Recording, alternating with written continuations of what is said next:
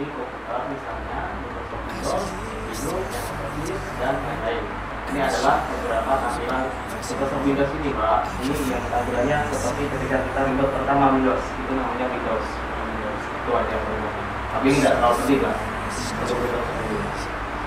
Terus Unity program atau program tambahan merupakan perangkat lunak yang fungsinya untuk menjalankan tugas-tugas tambahan disebut juga sebagai program dukungan dan memiliki fungsi tertentu, misalnya seperti program yang disediakan oleh sistem operasi seperti data, recovery, display pass, sensor, backup, dan lain-lain.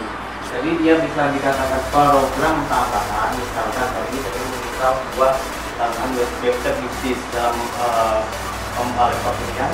Kita menambahkan suatu program luar daripada program bawaan laptop ataupun komputer, dia termasuk program tambahan. Program linguistik atau bahasa pemrograman merupakan bahasa yang dapat digunakan penggunaan komputer untuk berfungsi dengan komputer dapat dikatakan sebagai standar bahasa industri untuk berkomunikasi dan memberikan kita pada komputer beberapa contoh bahasa pemrograman grafisnya seperti PHP, Java, Python, C, Perl, dan lain-lain. Ini terlalu dalam. Ini dari saya. Nanti kalau dijelasin banyak ya. Kalau nggak paham, tanya ya Pak ya. Terus bandware, inilah yang bandware. Jadi barang ini di sini adalah sebagai bandware pengguna komputer. Bandware yaitu orang yang menjalankan atau mengoperasikan komputer. Bandware sangat penting karena komputer tidak dapat berkomunikasi jika tidak dioperasikan oleh manusia. Jadi, bandware merupakan setiap orang yang terlibat dalam kegiatan-kegiatan pemakaian komputer. Penggunaan komputer umumnya dibagi ke dalam 4 mata, yaitu programmer, sistem analis, administrasi, operator. Nah, Mbak di sini termasuk nomor 3, administrator. Kenapa? Merupakan orang yang tugasnya mengelola suatu sistem operasi dan juga beberapa program yang berjalan pada sistem komputer, misalnya Microsoft Excel, Microsoft Word, PowerPoint, Photoshop, Corel, termasuk administrator ini. Operator ini merupakan yang memanfaatkan sistem komputer yang telah ada atau dia hanya menggunakan aplikasi tertentu untuk mengelola data. Contohnya ya data itu tambahan-tambahan daripada aplikasi luar aplikasi bawaan PC ataupun laptop. Sampai ini tidak membaca semua ya.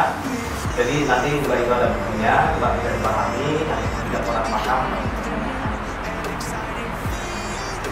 Saya kecepatan nah, ini kayaknya sudah kurang sedikit nih.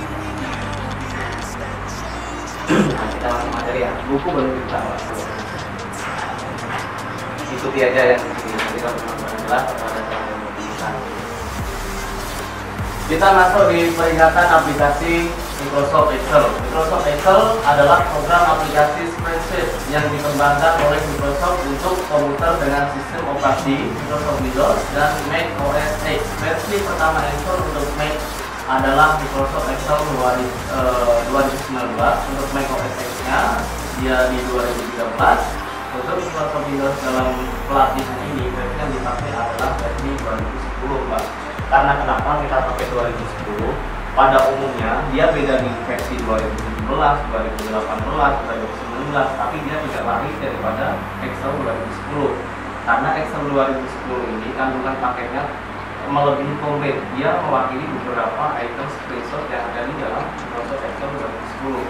Maka yang sini ini dikasih program aplikasi dasar Microsoft Excel.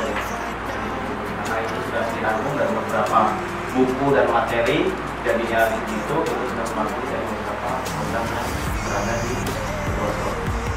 Jadi, fungsi menu dan icon pada program Microsoft Excel memiliki 9 menu yang terdapat pada bar atau baris menu. Masing-masing menu memiliki submenu properties yang memiliki fungsi. Menu tersebut antara lain file menu. Dalam file menu terdapat submenu yang masing-masing memiliki fungsi. Submenu tersebut adalah, nanti ini kita dipraktekkan ya. Ini kan kiranya apa aja sih menu bar 9 ini tadi. Nah, menu bar itu pertama baru.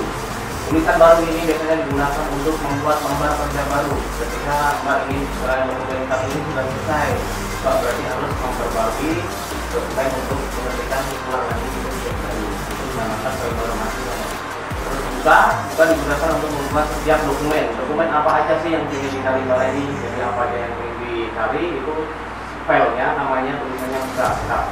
Terus untuk tutup dia ada dua fungsi di pojok sebelah kiri nanti referensinya ada address-nya masuk ke situ. Terus untuk simpan digunakan untuk menyimpan data, simpan lagi digunakan untuk menyimpan data yang belum memiliki nama. Dia simpannya ada dua versi mbak. Dia simpan kalau di bahasa Inggris itu save. Terus yang kedua save as. Save sama save as itu beda. Kalau save dia sudah terdapat filenya yang lama mbak. Kalau save as, kita mbak mengetik baru, ini menyimpan baru. Berarti mbak harus menamakan save as. Jangan save. Kalau nanti save, file lama mbak pasti ketemu dengan nama yang sama. Save as with file digunakan untuk menyimpan dalam keadaan web. Nah, jadi kenapa ada ini save as with web? Nah, berarti ini ketika mbak ada klik di web ini, dia aktif mbak secara langsung dia menghubungkan save as yang sudah dengan web page ini ke dalam internet.